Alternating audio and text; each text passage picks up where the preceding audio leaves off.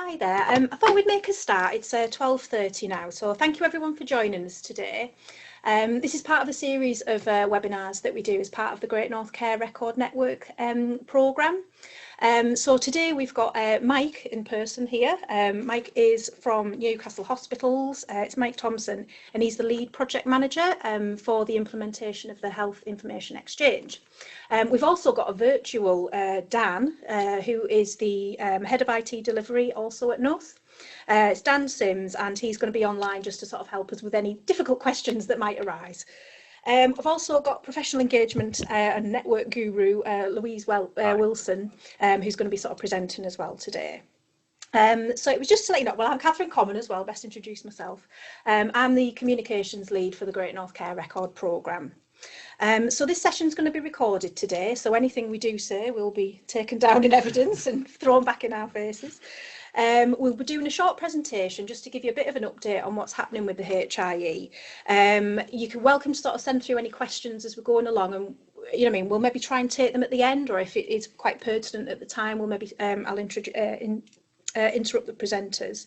If we get so many questions and we run out of time, what we will do is we'll take a note of them and we'll come back and we'll post on Discourse any responses. So over to you, Lou. Great. Thank you, Catherine. Thank you, Mike and Dan. And thanks everybody for joining us today.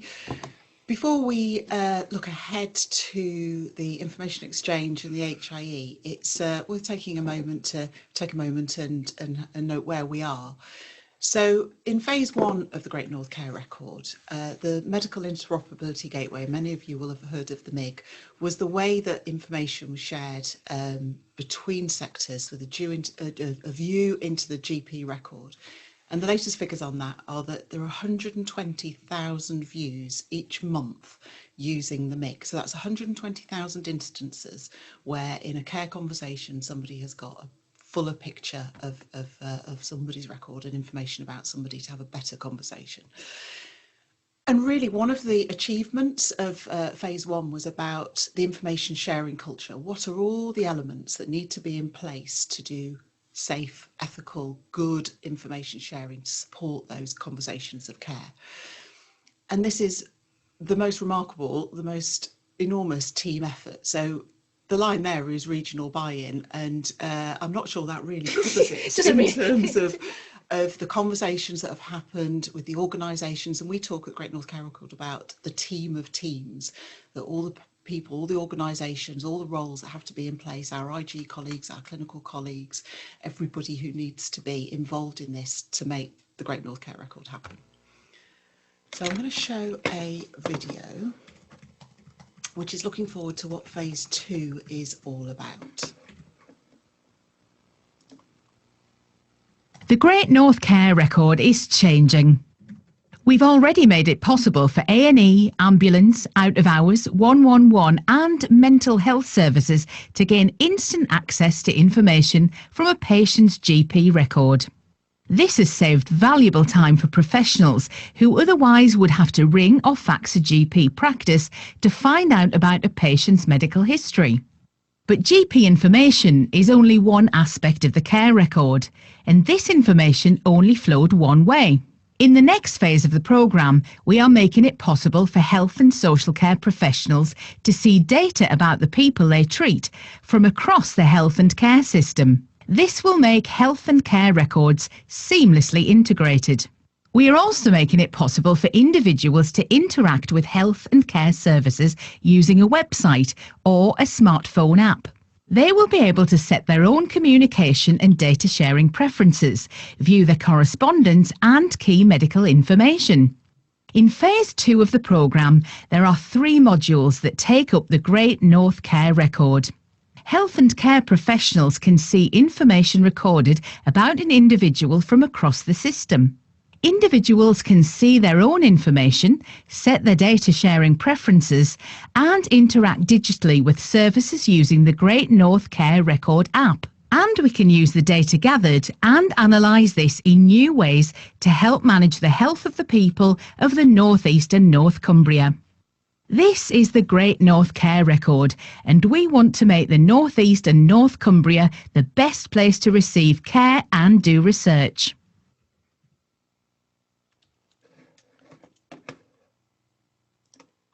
Okay, so that's the next phase. And so who is currently part of the Great North Care Record? That line on the previous slide talked about regional buy-in. This is the current scope, population of 3.6 million people, hospital trusts, primary care, mental health trusts, ambulance service, out of hours, local authority and social care providers.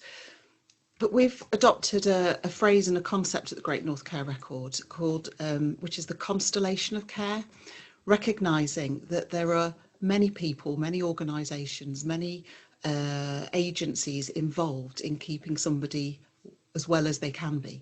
So if you're from a sector and you're joining the webinar today from a sector or an organisation that isn't represented there, Catherine at the end will give some Great North Care Record network joining links. Please join the conversation. We really want to talk to you, and we want to have conversations for how we really enact that constellation of care. So the focus currently is direct care.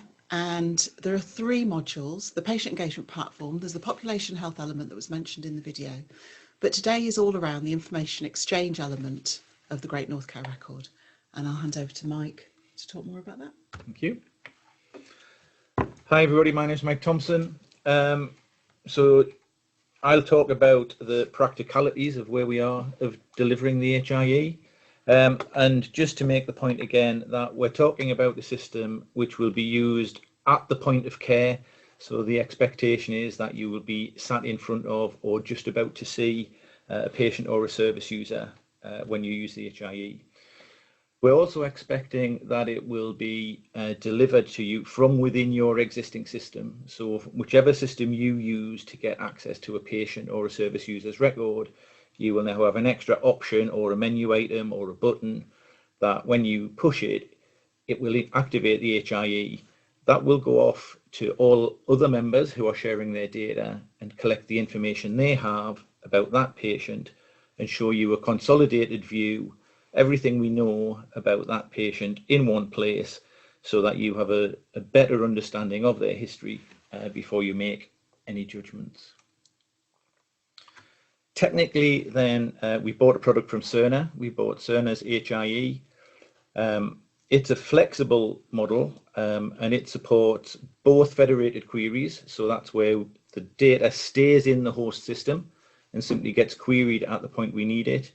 But it also supports a central data store where some of the information about patients will be held in the middle. Our view is here to try and use federated queries as much as we can. And only use central data store where the host systems only allow that, or if to get at a particular data set from a particular organization, the only way we can do that is perhaps through some kind of batch update. So the HIE supports both. We're aiming for the real-time query, as I'll call it, but the central data store does exist. We understand that that gives us some extra questions and some extra solutions to work out in the information governance space, but we don't think that's insurmountable. And over time, we hope we will do away with the central store. The Cerner HIE also gives us the ability to subscribe. At the minute, this only works for admissions, discharges and transfers.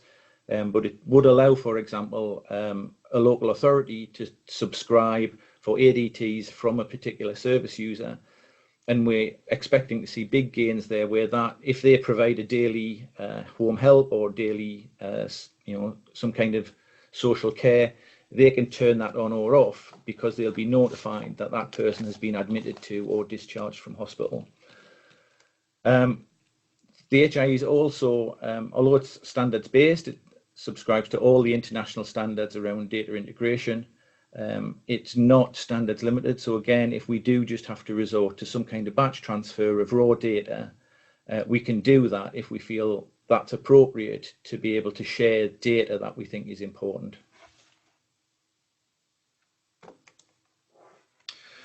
So when we're talking about deploying, you'll hear us use 2 terms a lot, and we'll use them quite specifically.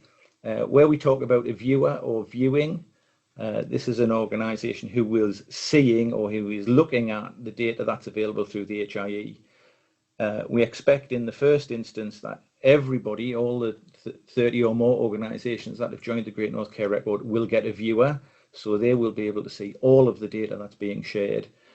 However, it will take us longer to connect, so to connect an organisation and to allow their data to be shared, to allow their data to be viewed.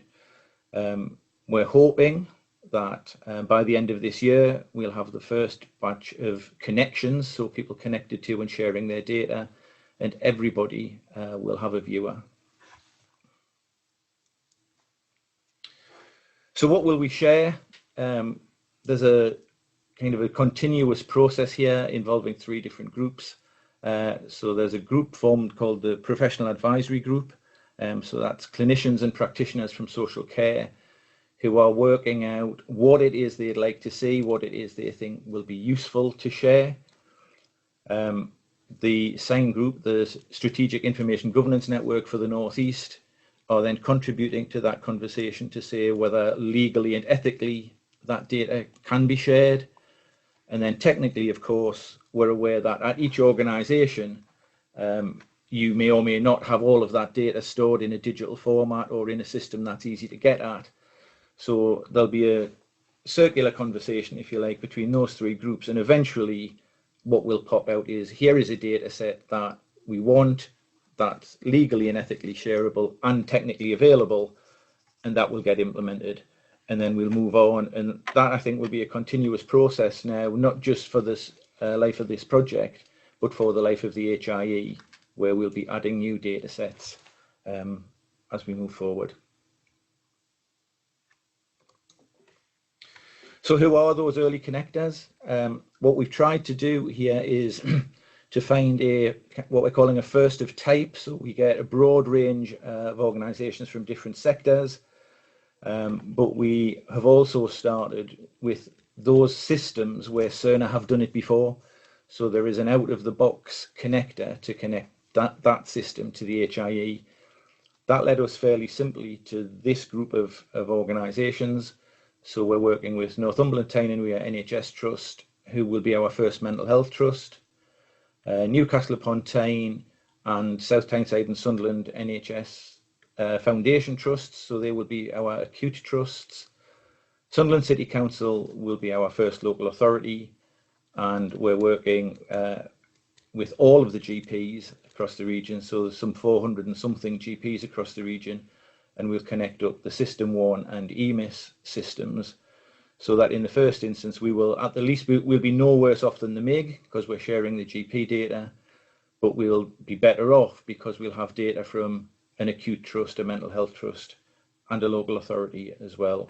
So that's how we chose the early connectors. That's not to say everybody else is excluded.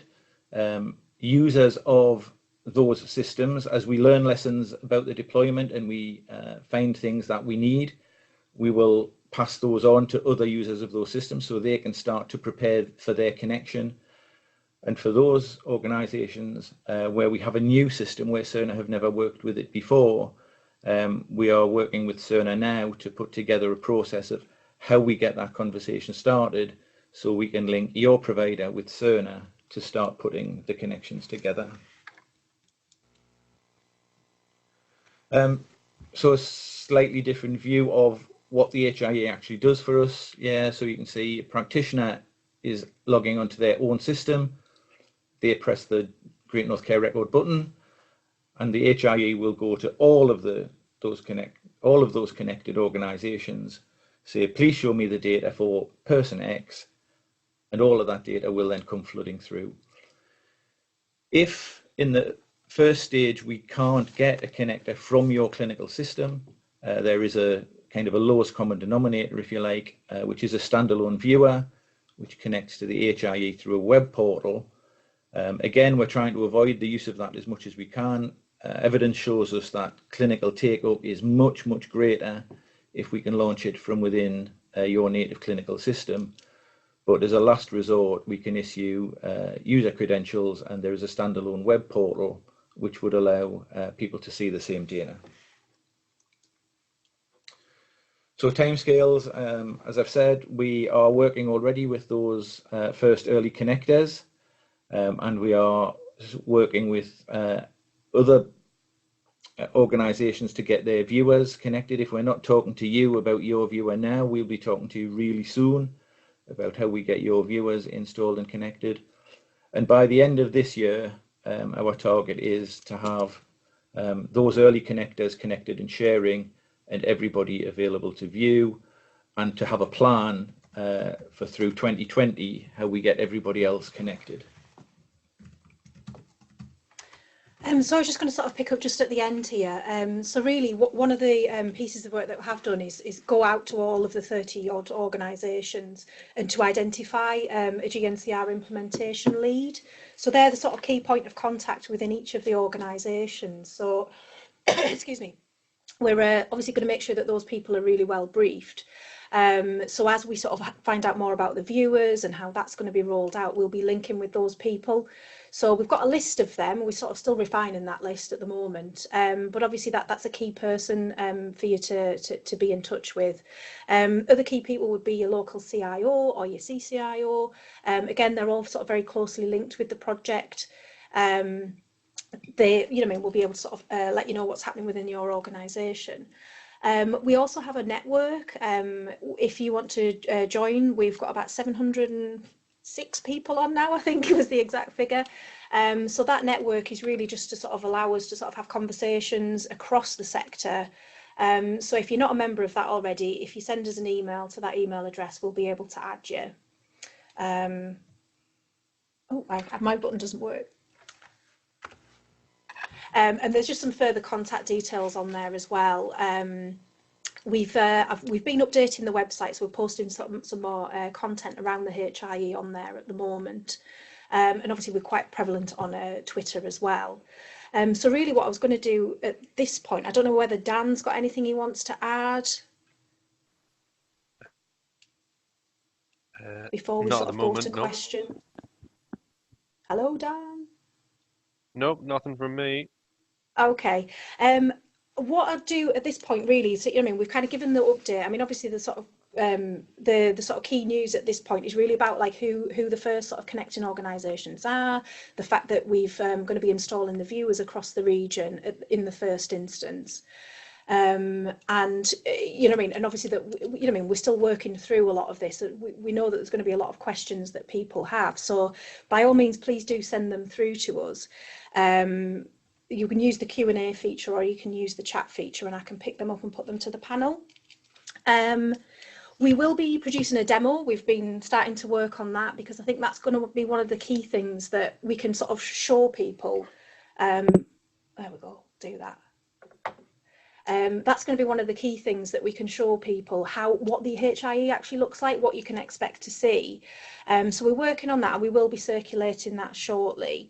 I think one of the things I was sort of thinking about as we were talking there was really around showing who we've already got connections to, which systems. So again, I think I can put some of that stuff in a briefing document. So we're working on a briefing at the moment, which we will be sending out to the implementation leads. We'll be putting it on the network. We'll be sharing that quite widely. So we'll get that sent out as quickly as possible, but we'll also send out a link to this webinar as well, so that people can watch it back. So like I say, it was just, I haven't got any questions coming in. So if anybody does want to send anything through, please do so. Is there anything anyone else wants to add? No, but I'm happy to take questions. Yeah, we'll just see if anything comes through.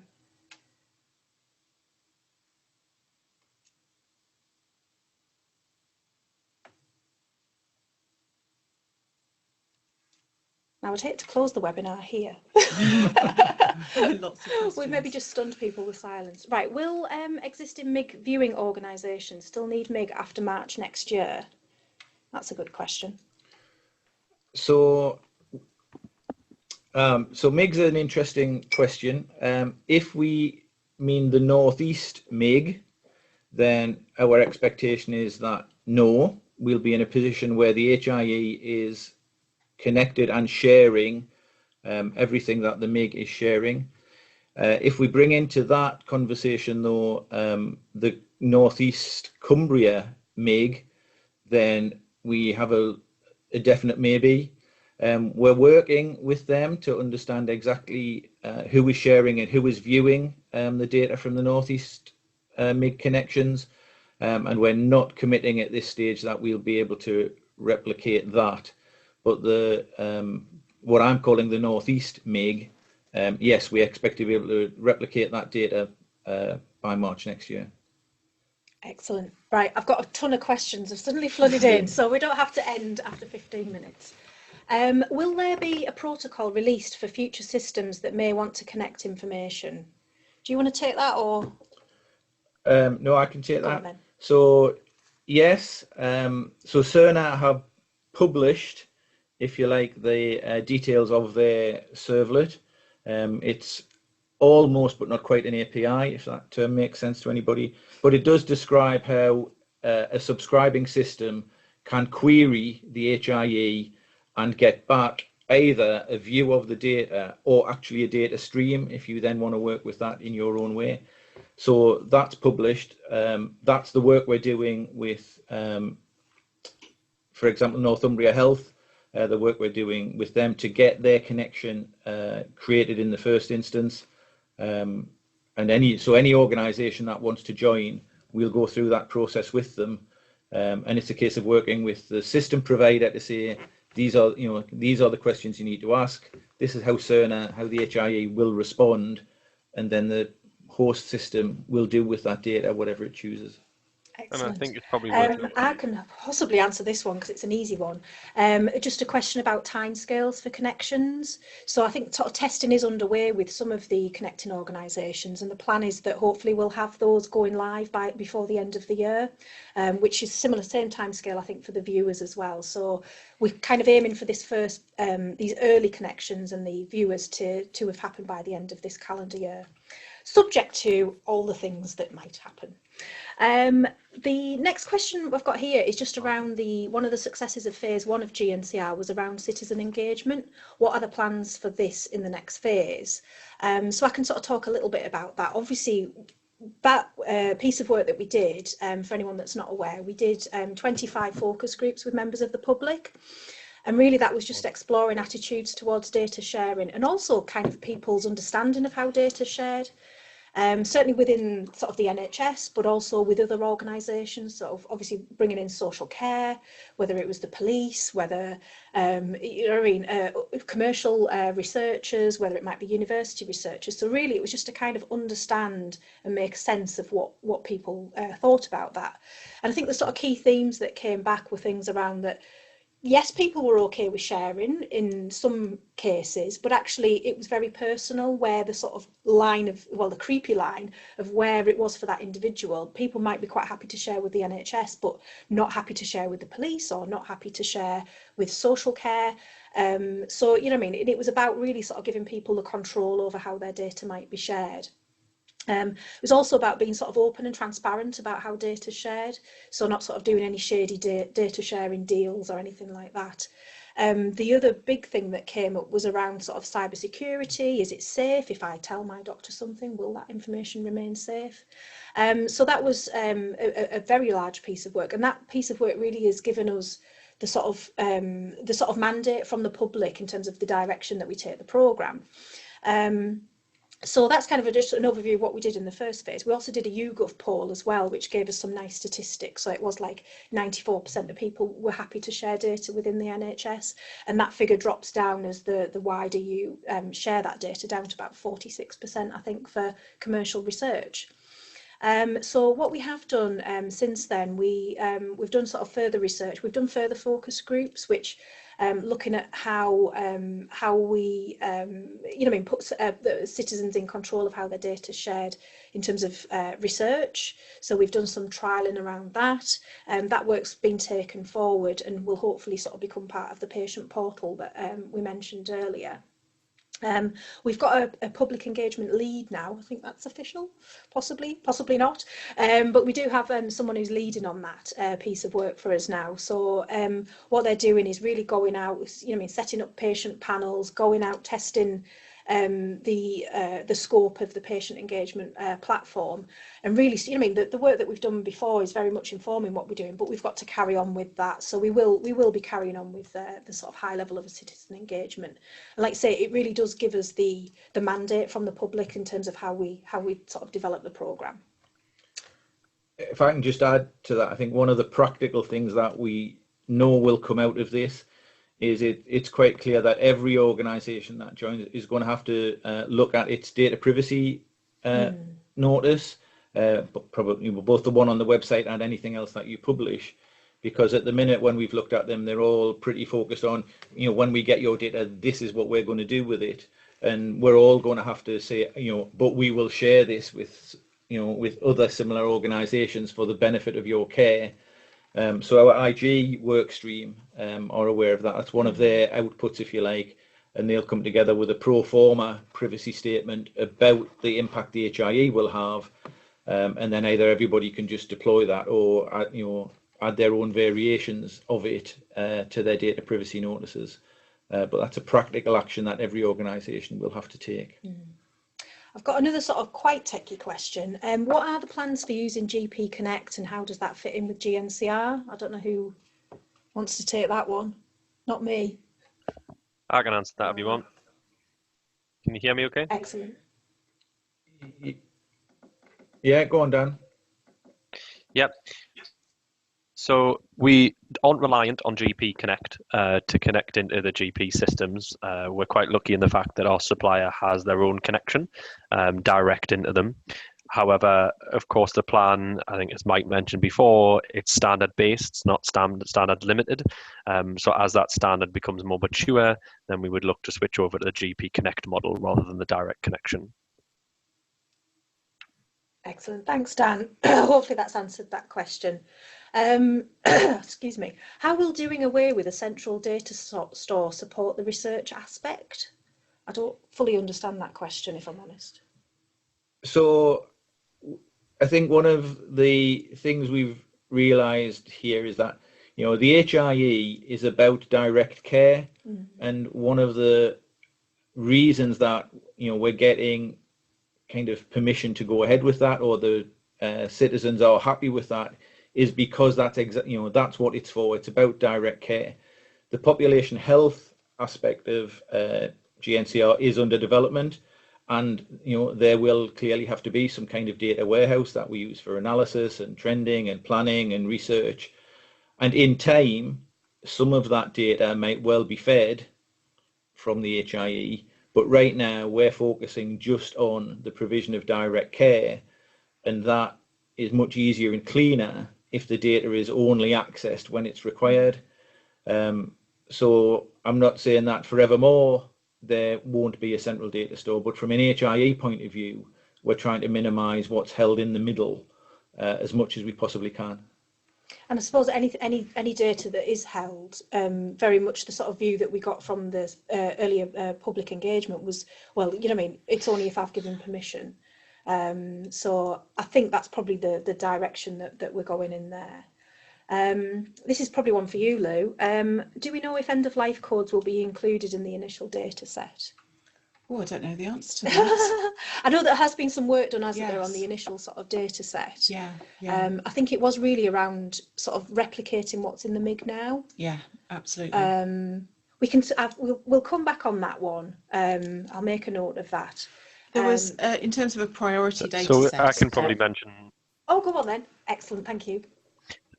So we definitely will have end-of-life documentation for the trusts that are connecting initially, because they're all produced as correspondence effectively. So we get that there. What I don't think we've got a firm handle on, and I think is something we'd have to take away, is the more detailed split down information. So rather than kind of just a document for end-of-life care. Yeah, I guess so. It's something that will probably come at some point, but it may not be there on day one of HIE being up and running, I guess. The next question is around how will we engage with technically unaware communities, i.e. older people? I think for the sort of purposes of HIE, we are very much focused on direct care. I suppose this probably fits more in around the patient portal work. I think probably the answer is, always with the NHS, is that, there are a lot of people that would want digital services, but I think the NHS wouldn't leave people behind. So you could still deal with the NHS, but it's not going to be necessarily the only way that you can deal with the NHS. So certainly I know that there's lots of research going on around sort of smartphone usage. 90% of people have a smartphone. Well, but how many people could use it in that way? Certainly what we did with the public engagement events that we did, the focus groups, a lot of it was around reaching some of those more difficult to reach groups or communities that maybe were less advantaged. So again, going out and talking to them, I think is probably the way to go. I think this is always going to be something whenever you're talking about digital services in the NHS. And I think it is just allowing, the people that want digital stuff to have it. And then the people that don't can still sort of, transact in the traditional way. So I don't know if that helps. Has anyone got anything else to add on that? Yeah, I'm not sure I understand what the question's driving at, but I think Catherine's right. Everything we are planning to do with the HIE and the patient portal is on top of what we're doing. So it's difficult to see how anybody could be worse off. I think certainly sort of the introduction of the NHS app and things like that, which has obviously sort of come on stream this year. There's obviously going to be a much bigger sort of push in terms of the communications campaign with that later in the year. So the NHS is kind of moving that way, albeit quite slowly. And I think that's always a consideration that we've got to have, is that there are lots of people, whether it's that whether it's that they're older, or whether it's that they've got learning disabilities, or any of the other sort of factors that might make it more difficult for them to communicate with the NHS. So, and I think the question is probably more valid for the patient engagement platform rather than necessarily HIE. I think HIE is very straightforward in terms of how it's clinician to clinician, just to make that nice and kind of clear, and really the engagement for patients is letting them know what's going on and making it's clear the sharing that we're doing. When we go along with patient engagement platform conversation, that's much more direct to the patient, and clearly that's a big communication strategy that's needed. Older people are actually, from a program perspective, I find them easier to communicate with, just as that example, and they're generally more straightforward to get a message to. In reality, there's absolutely nothing stopping us to interact with our services more in reality, so it's much easier to get messages out to them. It's people who don't interact with the services very often that are probably the hardest to communicate with, really. And I suppose sometimes it's the transactional sort of stuff. I know a lot of the work that Health Call's done, it's just around sort of digitising for people that want it, and making it easier for them when they are doing that sort of very transactional stuff, and just making the systems work more efficiently, really. I've got some more sort of technical stuff. Is there some sort of record locator service as part of the HIE? So I'll answer that with a no and a yes. Excellent. So I'll say no, because you are absolutely not allowed to just browse around looking for a patient in the HIE. The premise is that you have a relationship with that patient, and in your system you have a record for them, and you will know an identifier for them, so you can't just browse around and try and find a person. The yes is that the HIE holds what's called a master patient index. And our intention, certainly in the first instance, is to simply say that the patient index will create a match if your date of birth and your NHS number match. If those two things match, then we assume that all records with that date of birth and that NHS number is the same person. The actual index itself allows us to be cleverer than that, or apply what I would call fuzzy logic. So if you don't get a date of birth and a NHS number, you could say, oh, well, under those circumstances, if the date of birth and the postcode and the telephone number and the first name, if those things all matched, then we will create this as a match. Now, I think in the first instance, as I say, we just want to try going very clear, date of birth, NHS number. If they don't match, then they're different people. And we'll see how that pans out. But in that sense, yes, the HIE does allow a person search, if you like, or some kind of fuzzy logic. But absolutely, it doesn't allow you to just go browsing around trying to find a person. Oh, yeah, that's the Mike Thompson I was looking for. No, it doesn't. Okay. I've got another question here just around the central team for members to speak with regards to the public engagement work. So that's from somebody called Jonathan. By all means, if you email us at gnCR@ahsn-nenc.org.uk, which is on the slide deck, which we will send out. If you just drop us an email, and we'll be able to put you in touch with the lead on that piece of work. Will there be a schedule provided for when organisations are live to view information, and when will they be feeding into the HIE, including local authorities? Yes, absolutely, there'll be a schedule. Right now we're focusing on the 5 streams that you've seen. We're working with Cerner to establish, for those systems that have nothing right now, we're working with Cerner to work out what their relationship is like with those providers, to try and work out how long they think it's going to take to get those systems written. Obviously, Cerner also don't have an unlimited amount of developers, so we are putting that schedule together. And for viewers and connectors, you'll hear from us really soon about when we want to come and talk to you about doing that. And when I say really soon, probably in the next 4 weeks, because I'm on not for the next 2 weeks. I'm on holiday for a fortnight, so probably in the next 4 weeks we'll certainly start talking to you about the schedule of when we want to come and talk to you about viewers and connectors. And it's worth mentioning the team of teams again, because one of the key teams has been a local authority GNCR group, and it's been a collaborative process with them. We were at a workshop a few weeks ago where it was a conversation between everybody represented on that group across local authorities about what's coming, what's required, and the best way to do it. So that's one of the team of teams who's a really important part of the process here. Yeah. This is probably a question for Dan. Are the costs for connectors included in the contract with Cerner?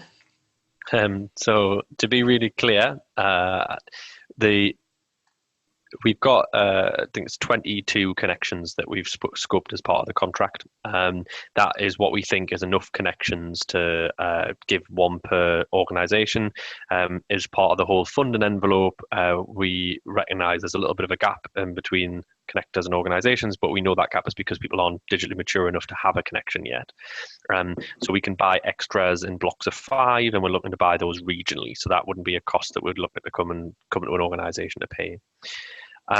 That, however, stops at 1 connection per organisation, and where organisations are unable to have 1 connection and need several, for example, then we'll be talking with that organisation, because we wouldn't want to disadvantage the region because of the technical setup in that organisation in particular. We haven't come across any of those yet, but I'm sure it'll happen at some point in the future. What isn't covered is any costs at your own supplier at an organisation. So although we can absolutely help trying to get those connectors going, they may, in some cases, be costs from your own supplier to provide the connection. So far, again, we haven't found that anybody has put forward a cost for that. It seems to be in with most people's contracts, as it's a pretty reasonable ask to have that basic interoperability. But it does depend on the age of your system and the digital maturity of the organisation and how those contracts have been written and things like that. Again, I think this is related to the question that you answered earlier about the GP Connect. So it says, if Cerner is connected directly to the GP clinical suppliers to access data, do you still need the MIG? No. Awesome.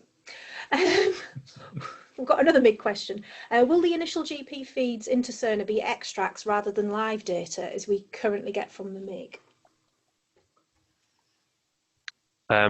Yes, so everything to do with the HIE is all about real-time feeds. The connectors that we're looking to go directly into EMIS and into System 1 with are real-time connectors. So live feeds, not nightly or every other day extracts or anything like that. They're all live. And then I've got that question again. Will Cerner HIE have the capability to service requests from out of the area? Just considering the neighbouring border with North Yorkshire patient flows and the Yorkshire Humber Care record. So probably a more contractual question again, but so technically that's absolutely possible. There's nothing stopping us whatsoever. From a contractual perspective, that it adds additional load onto the contract. So we would have to look to see what costs would be associated with it and decide at a regional level across CIOs and CCIOs whether we wanted to put extra funding in to be able to achieve that. I think certainly for the local health and care record programs, that the fact that we should be able to connect on the borders, I think that is part of the strategic long-term view. But yeah. Yeah, I was just going to add that a very simple technical restriction is whoever wants to join has to have an N3 HSCN connection. It has to be a secure connection. You can't just connect in from the internet. I think we're almost there. Cumbria has developed a number of extra data sets from MIG. Will GP Connect replicate these views? So I think that's what Mike referred to before, in that we're working through that. That's why when we asked the question, will HIE replace the MIG? Yes, when we started procurement, we could have answered yes to that in every sense. However, in between us starting procurement and today, there absolutely has been a lot of work done in the Cumbria area, so we can't give it quite as clear as an answer anymore. So we know definitely for the Northeast region, absolutely, it would replace it. For Cumbria, Mike and the team are working through what are those data sets, and are they already in the HIE, are they not? And then we'll be able to give a clear answer. Yeah, and also we know that places like Northumbria, Tyne and Wear are about to start consuming data from the Cumbria MIG, if I can call them that. And again, that that just confuses that. When the question is as simple as will it replace the MIG, that just confuses that question a little bit as well. So I think in the medium term, yes, absolutely, we will look to replicate all of those data sets and replace the MIG both in North Cumbria and in the Northeast. But I certainly don't want to promise to do that by Christmas. No. Yes. I think the sort of final question there is around if there is conflict in information in the system from separate organisations, are there safeguards in place to flag this so that clinicians are aware, so they can sort of investigate what's the most accurate? So the HIE will simply show the clinician both sets of data, and in the main it will show you the data in date order. So whatever was the latest record will come nearer the top, if you like. The HIE doesn't really try to analyze the data. It collects it, collates it, and displays it. It does a limited amount of work to remove duplicates, but essentially, that's kind of on the clinician to view the record and make their own judgment. The HIE isn't doing any of that analysis or artificial intelligence for them. So it just sort of presents the data that's there, and it might contradict. Yeah. Indeed, and as I say, what you will normally see is the latest information first. So if you were allergic to cats yesterday but you're not today, then it would show both. Excellent. I've got another one that's come in now. This is the last one I've got, so if anyone's got any others, please send them in now. Final one from me. Just one. The must-have N3 or HSCN connection in line with the Secretary of State's Internet First strategy, where all systems must be securely available online. Will there be an easy fix in future? Not sure. Go on, Dan. Not sure, and I'm not sure that would we want to support that. I don't know. I think a lot of that stuff's still emerging, really, isn't it, from NHSX and what's going to happen with N3 and HSCN. So I think the simple way of explaining it is this is not a limitation of the product. It's not that the product can only work on HSCN lines or N3 lines. There's nothing special about them in reality from a technical perspective. It's just that's part of our security model at the moment, that we want a secure connection in place.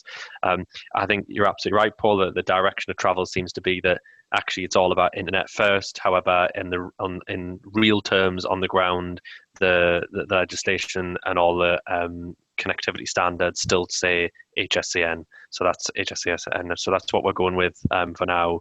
Absolutely nothing stopping moving away from that in the future should that direction of travel, really change. Excellent. So I've just been asked again another question here, just saying that the webinar has been useful. Thank you. And will there be more? We have provisionally scheduled one, I think in October, for another sort of HIE update. We try and book these in fairly regularly. I've got one in September, but I don't have a speaker for it yet. But I know that when we talked about when we'd be ready to say some more stuff, we didn't think that was a good time. So we have put it back to October. So we'll definitely do another one then. We will be doing some sort of regular conference calls with the sort of people involved with the implementation of the viewers and the connections. So yeah, we will be doing more of this. I'll probably be doing a sort of survey towards the end of the year, just to really sort of understand what comms have worked well for people, what haven't, what's the most useful way of us communicating what's happening with the programme. So we'll be doing that towards the back end of the year. So it'd be really good to get feedback, particularly when people have sort of joined the webinars. And I know not everybody can obviously join live, but at least if you can watch the recording afterwards, you can kind of catch up. I've got another question coming. Will the HIE allow two-way communications, i.e. at the point of care entry of information communicated back to the main record? So no, it won't. It's a read-only system. But my question is, why would you need to? Because if I felt I need, I see the patient, I put the data in my system. If the patient goes somewhere else and they click the HIE button, they'll see what I've put in. So no is the answer at this stage. The HIE is a view-only system, and I would question whether we actually need to be able to post data into the remote system. Looking into the future, because absolutely, as Mike says, it's definitely a no at the moment, and that's very clear in our direction. Looking in the future, the product, however, does have an API to be able to, rather than a viewer, actually get the raw data down. Where I think that may come into play is transfer of care documentation. At the moment that we ship around, there'll be key decisions to make of, do we just keep them in HIE as we describe and we don't need them in your local system anymore, or does that have to be transferred somehow through? There's also opportunities in the future to think about kind of notifications as well, in putting kind of watchers on records and kind of being notified when things change. So there's all sorts of features in there that are possible technical features that we could use in the future. So we're not closing any doors, but absolutely, as Mike says, want to keep it really straightforward for now. This is all about viewing for direct patient care, and we're keeping it there for now. We've got a couple more that have come in. Where would EOL, which I assume is end-of-life data, be sourced, as the patient may change their minds with different healthcare scenarios? So again, that's if there are end-of-care documents held in multiple places, the HIE would show them all, and they would all come through date stamped. And that becomes a clinical decision then, I guess. But my guess would be you would work off the most recent documentation. But again, the HIE, I don't think is going to try and analyze or put any intelligence on that. It's simply going to show you what each organisation has. A more trivial example. Looking into the future. Go on, Dan. Sorry. Again, looking into the future, the supplier is already working on this concept of shared documents, which I think end-of-life plan and documents would be a kind of real obvious one to start with. again, absolutely, as Mike says, this is not that's not the plan at the moment. It's very clear of just it'll be the documents that are available and in an order. But again, the supplier is already working on this concept, and I know it is being tested elsewhere in the country. So there is nothing stopping us working on shared documents at a later stage. Excellent. So we've got another question here. I think this is one for you, Dan. There may be a need to consume data such as on drugs on admission. Will HIE allow consumption? So I think it's the same answer as before. Consumption of data, yes, although technically possible, very much dependent on how the data comes from another system, and you need a lot of very high level of digital maturity so that everybody is sending things through so the same code and standards, and therefore that we can match them all together and then be able to consume information. That I think we're a long way off it. So yes, technically possible in the future, and the platform certainly doesn't stop us from doing that and has the building blocks for it. But yeah, we're a long way away. Excellent. I think that's all the questions we've got there. If anyone's got a last minute one they want to send through, please do send it now. What we'll be doing after this is I'll send a comms out just to everybody who registered. We'll include the sort of date for the next webinar that we've got booked in October, presuming I'm not on holiday. Mike's not on holiday and Dan's around as well. And we'll also circulate the link to the recording as well, so that you can view that back or share with colleagues that haven't been able to join. I think certainly one of the other things that we have identified would be really useful will be sort of the demo that we will share. So we'll be sharing that as soon as we possibly can. And we will also be sharing a sort of briefing document, which will include the slides that you saw there, or a version of. And it'll include like a briefing document, which just kind of outlines, who the initial connectors are, how we're approaching viewers, how we're approaching the programme as a whole. So if there are no further questions, what we'll do, we'll close the webinar there, and just sort of to say thank you to the panel for all the brilliant answers that you've given. I don't think anything threw you there, which was very positive. And just sort of thank you for sort of dialing in and listening to us, and hopefully we'll have bring you more sort of updates on the programme.